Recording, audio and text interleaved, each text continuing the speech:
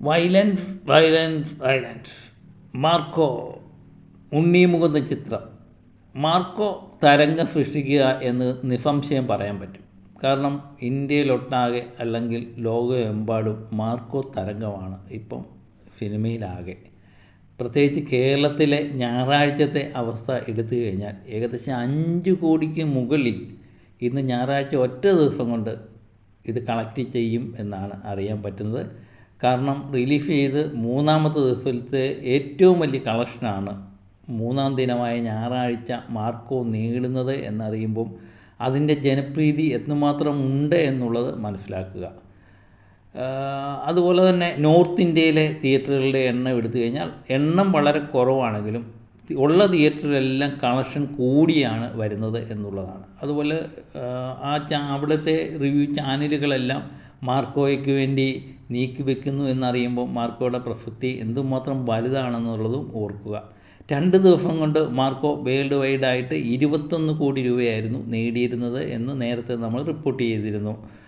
ഞായറാഴ്ച ദിവസത്തെ കളക്ഷൻ അറിയാൻ വേണ്ടിയാണ് എല്ലാവരും കാത്തിരിക്കുന്നത്. ഞായറാഴ്ച ദിവസം വേൾഡ് വൈഡായിട്ട് 15 കോടി രൂപയ്ക്കടുത്ത് എങ്കിലും കളക്ട് ചെയ്യുമെന്നാണ് ഇപ്പോൾ കിട്ടുന്ന അറിവ്. അങ്ങനെയെങ്കിൽ 3 ദിവസങ്ങൾ കൊണ്ട് മാർക്കോ 35 കോടി രൂപ നേടും എന്ന് തന്നെ അറിയാൻ പറ്റുന്നു. കാരണം 30 കോടി രൂപ ബഡ്ജറ്റുള്ള ഒരു ചിത്രമാണ് മാർക്കോ. മാർക്കോയുടെ വൻ വിജയം മലയാള സിനിമയിലാകെ ഒരു ഉണർവ് സൃഷ്ടിക്കാൻ പറ്റിയിട്ടുണ്ട്. മാർക്കോയുടെ വിജയം ഉണ്ണി മുകുന്ദൻ എന്ന് പറയുന്ന നടനെ സംബന്ധിച്ച് അദ്ദേഹത്തിൻ്റെ കരിയറിലെ ഏറ്റവും മികച്ച പ്രകടനമാണ് നടത്തിക്കൊണ്ടിരിക്കുന്നത്. ആരും പ്രതീക്ഷിക്കാത്ത ഒരു വിജയമാണ് മാർക്കോ നേടുന്നത്.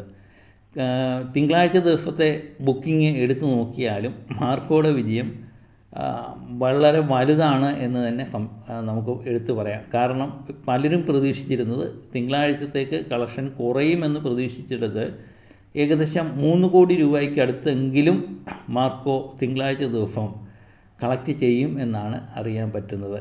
അങ്ങനെയെങ്കിൽ ക്രിസ്മസ് ചിത്രങ്ങളിലെ മാർക്കോ വൻ വിജയം നേടും എന്ന് തന്നെ നമുക്ക് ഉറപ്പിക്കാം. മോഹൻലാലിൻ്റെ ബെറോഫ് 25-ാം തീയതി തിയേറ്ററിലേക്ക് എത്തുന്നു. അങ്ങനെയെങ്കിൽ ബെറോഫിൻ്റെ മാർക്കോയും തമ്മിലുള്ള ഫൈറ്റ് തന്നെയായിരിക്കാം ഒരുപക്ഷെ ക്രിസ്മസ് ചിത്രങ്ങളിലെ വിന്നർ ആരാണെന്ന് നിശ്ചയിക്കുന്നത്.